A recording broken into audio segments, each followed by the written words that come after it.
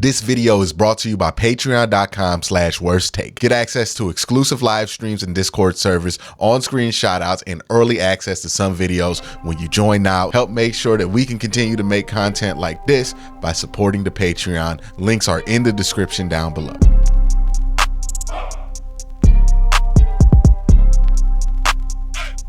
The Cleveland Browns are back at camp. Training camp is officially here. I feel good. Just before we even start talking about training camp, man, let's just sit back and grasp and enjoy being back in football season. Oh boy, it's almost here, right? We about to get preseason games soon. A couple weeks, we get the Hall of Fame game, dog. It's gonna start feeling like fall again. Whoo! Enjoy it. Enjoy. Let's just take this moment. All right, that's enough of that. That's enough of that. We got stuff to talk about now that football is back. It's back in session. Yes, it is. But we do have stuff to talk about. Now that the Browns are back, we have to talk about what to expect in training camp. What stories can you expect to follow? What things should you expect to watch during training camp? And what are you going to see at what periods of training camp? Now, the Browns are in their first week of training camp, which means it's not going to be padded. We all know how Kevin Stefanski kind of runs this. If you're not familiar, I'll run it through for you so you're more familiar. The first week of camp, always unpadded. It's always been unpadded. It's going to be unpadded. That's what the Browns do. Also, keep in mind, the Browns do this like analytics thing with soft tissue injuries to avoid them. We'll see if that continues to be something that they do or if they adjust that depending because of the results of last year. But first week of camp, they're going to be unpadded, and throughout camp, you're going to have guys get random rest days. I wouldn't be too alarmed by that. That's just what the Browns do. So first week, unpadded. Second week, they put them pads on. But the Browns don't really have that physical of a camp. It's important to remember that. They don't really do a ton of 11 on 11. They don't really do a ton of like true hitting. Even when there's pads, they wrap up. The only time where the Browns will full on hit like contact in practice, in the preseason is in preseason games, obviously, and during their joint practice, which brings me to week 3 of training camp. Joint practice, right? So that's usually the structure of it. And if you're wondering what the Browns do for their preseason games, the alignment has been this. The first week, they don't play any starters in the preseason game. The second preseason game, they play select starters that they feel like need to play. So this year, I think it's going to be a little different. I think the first week, you'll see everybody who's expected to contribute in a starting role on special teams basically play the first 2 preseason games guaranteed. The reason for this is pretty clear to me. With the new kickoff rules, you're going to want to get these guys real reps. So those guys will play, especially in those situations. I think that you're probably going to see Jerry Jeudy in that first preseason game. I think you're probably going to see select starters in that preseason game. You're not going to see Deshaun Watson because they're probably not going to throw out the whole first team offensive line, but you might see Deshaun Watson in the second preseason game. That's where they give the starters a quarter to 3 or 4 drives to kind of go out there, see what happens. I expect that to be the same thing. And yes, I do think Deshaun Watson should play in the preseason because we got to see how that shoulder looks when he's throwing the ball with full game day adrenaline. Got to see if that holds up, right? It's the final test for him, and he's got to take a couple hits too to make sure it's not going to just fall apart if he gets hit or something during the season, right? You don't want to go into the season with false confidence. I know a lot of people love the idea of just not finding out that somebody might get injured until the season starts, but all you're doing is delaying the inevitable. If Deshaun Watson's body is in a position where it can't take a hit without getting injured, then it was going to happen during the season. So you need to make sure that that's the case. Deshaun Watson, his body's going to hold up. He can take a hit. throw the ball with full speed, all that stuff. I expect that to be true, but week 2 preseason game, we're probably going to find that out. Now, this third preseason game is ultra weird to me because it's at 10 a.m. I'm not 10 a.m., 10 p.m. on the West Coast. Well, on the East Coast. I don't think any starters are playing in that last preseason game. So that might get condensed, and some of the stuff that they usually do in the third preseason game, they might do in the second preseason game. But I would expect the second preseason game to be the one where you see a ton of stuff. All right, so now that we know how the camp's going to be scheduled and when you're going to see what and when you're going to be able to see these guys in preseason games, and if you're planning on going to a preseason game, it should probably be the second one. I wouldn't buy tickets to a preseason game with the expectation of seeing starters just because you never know. But usually the Browns, and again, this year it's weird, they usually reserve their starters to play in the third preseason game.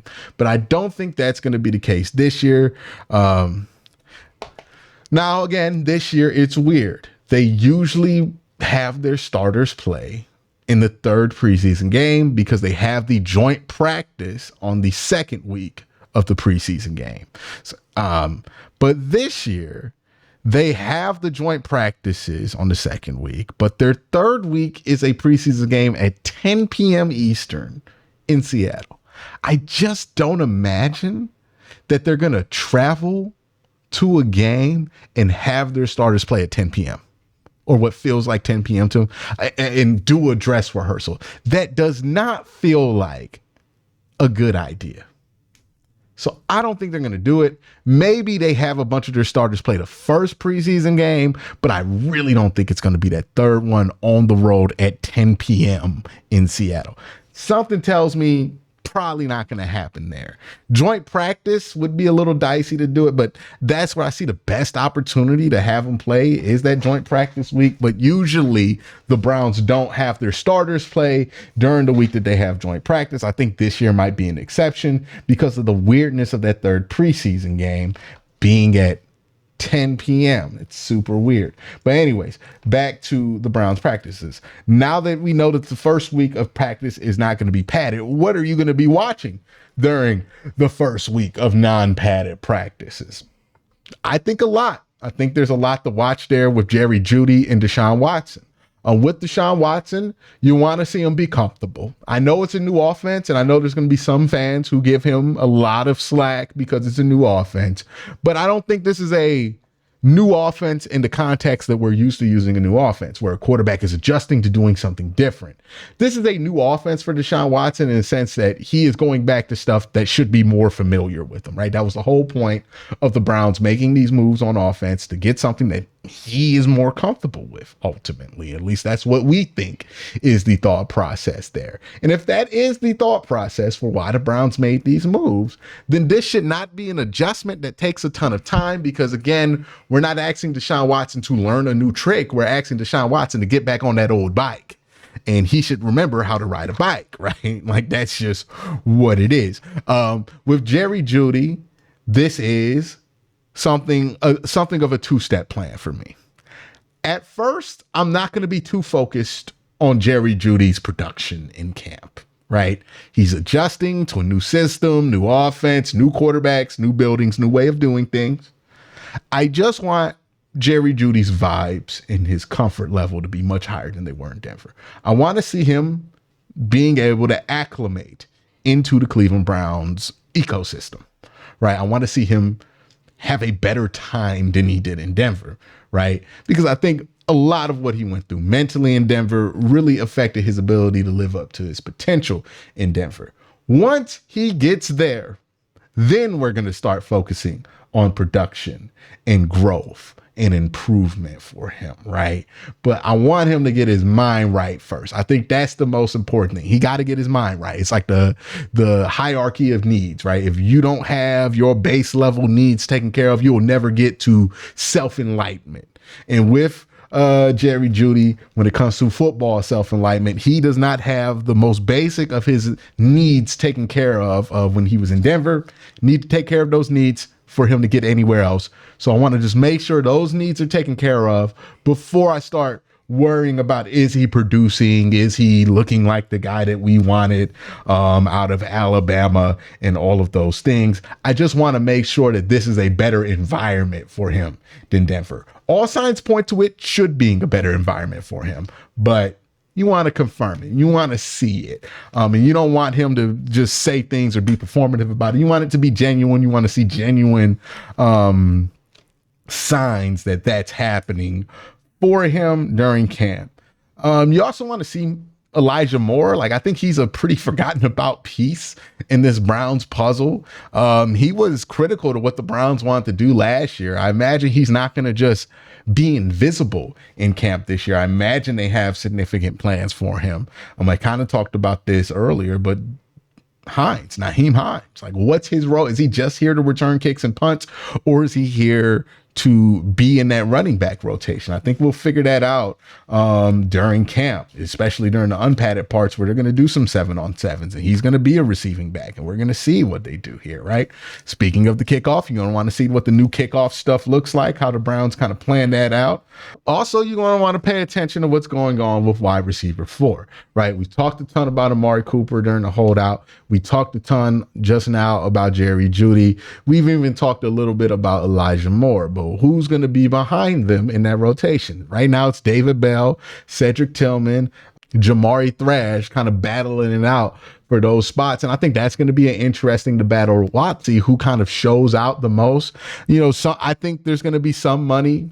I think there's going to be a lot of interest on Cedric Tillman, especially if he's going to be playing mostly with Jameis Winston out there. Jameis is kind of a really good quarterback for Cedric because Jameis don't really care if where you're supposed to be. He will just throw that thing up to you. So maybe that's something that happens in Cedric Tillman's favor. Meanwhile, like, if David Bell has to be out there a lot with Jameis, I don't know how much David Bell thrives in that kind of a situation. And I think Jamari Thrash is somebody who I think a lot of people are underrating his ability to thrive in impromptu situations. I thought that's when he was at his best, especially at Georgia State, but even at Louisville, and even at the Senior Bowl, my bad, not the Pro Bowl, but the Senior Bowl.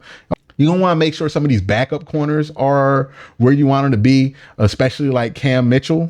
Because Greg Newsome hurt his groin, I've heard rumors that he might have to get surgery on that groin. So he might miss camp entirely or miss an early portion of the season. We'll see what happens there. Nothing official has come out about it, but he might have a groin injury, a serious groin injury. It means Cam Mitchell might have to step up. You're going to want to see him step up.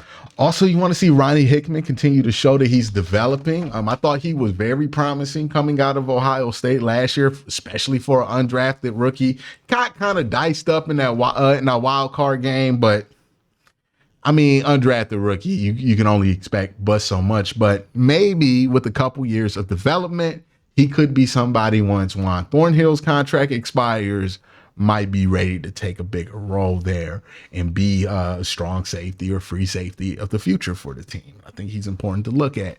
Also, just some small stuff like JOK in coverage. You're going to want to see him and how he holds up in coverage when he's going to be out there in a middle linebacker kind of traditional capacity where he's not just going to be asked to kind of crash downhill. He's going to be asked to cover a little bit more. But those are the things that I'm looking into with camp. Let me know what you think in the comment section down below. It's back. I'm excited. Let me know if you're excited. But y'all have a great day. Have an even better night. Peace.